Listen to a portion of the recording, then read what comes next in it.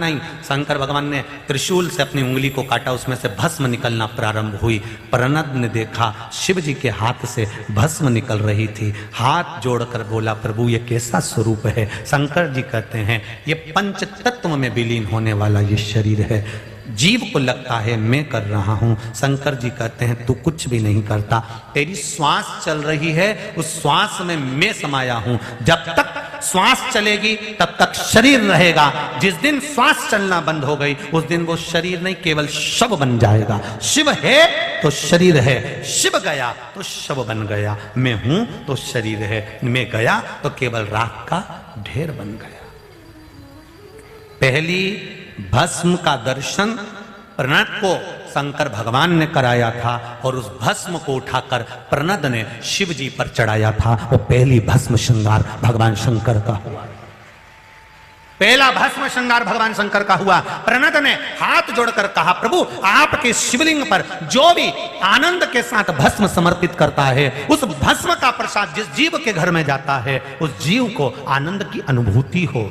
कहे चपटी भभूत में है खजाना कुबेर का।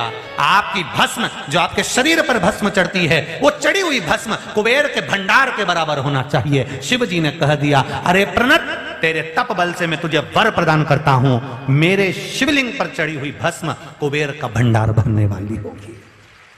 कुबेर का भंडार, उस भस्म की मूलता काशी उज्जैनी शंकर भगवान पर जो भस्म चढ़ाई जाती है उसका फल कितना कितना हजार गुना है महाराज। वो भस्म खाकर प्रसाद तुम्हारे घर पर भी आ जाए तो वो भस्म कोई साधारण नहीं है, उसको संभाल कर रखो। उसको रखना कैसे संभाल कर कि कहीं हम किसी कार्य के लिए जा रहे हैं, अपने कंठ पर लगाकर, मस्तिष्क पर लगाकर, श्रवण में लगाकर, हाथ में लगाकर। कभी लगता है कि शरीर हमारा फड़क रहा है, हाथ कभी कभी आंखें फड़कने लगती है, कभी हाथ फड़कने लगता है, उस शरीर पर थोड़ा सा उस भस्म का प्रयोग कर सकते। शरीर में एकदम बीमारी आ गई, लकवे जैसी बीमारी आ गई, तुरंत बाबा की वो भस्म का प्रयोग कर सकते हो। प्रसाद साधारण नहीं है, शिव पर चढ़ा हुआ एक एक सामग्री बड़ी फल देने वाली। हम कई बार कहते हैं पशुपति व्रत करते हो, पशुपति व्रत में प्रसाद के 3 हिस्से बनाते हो, एक हिस्सा तुम लेकर आ जाते हो, 2 हिस्से मंदिर में छोड़ जाते हो। मंदिर के पुजारी, मंदिर के पंडित जी उस प्रसाद का